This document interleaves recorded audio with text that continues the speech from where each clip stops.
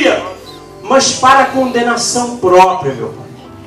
Pois o Senhor Jesus disse que aquele que mete comigo a mão no prato, esse me trairá, me há de trair. E este era Judas, que o seu coração não estava, meu Pai, preparado. A sua vida não estava preparada para estar assentado à mesa com o Senhor.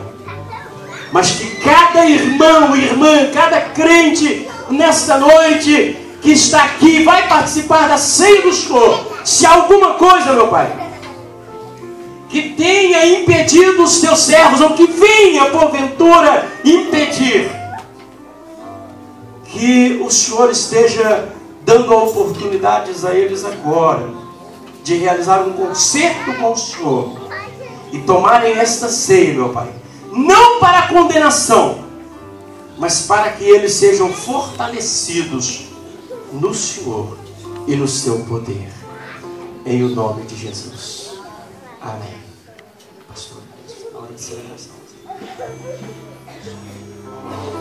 Cristo já nos preparou o manjar que nos comprou e agora nos convida a cear. Com celestial maná, que de graça Deus te dá, vem famintos tua alma saciar. Vem cear, o Mestre chama, vem cear. Mesmo hoje tu te podes saciar. Poucos pães vão te brindou, água em vinho transformou. Vem famintos a Jesus, vem cear.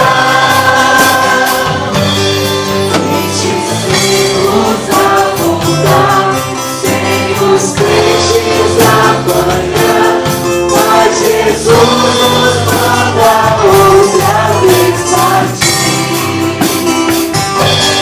Ao tornar a praia então, vem um fogo, peixe e pão, e Jesus que nos convida a cear.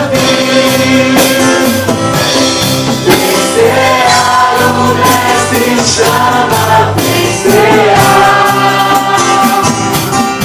Mesmo hoje não te pode saciar. Poucos pães vão te brindou, água em vinho transformou. Vem famintos a Jesus, vem cear.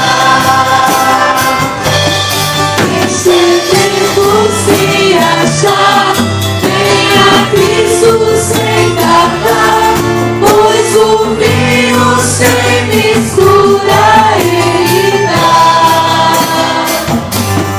E também da vida ao pão, que nos traz consolação, diz que tudo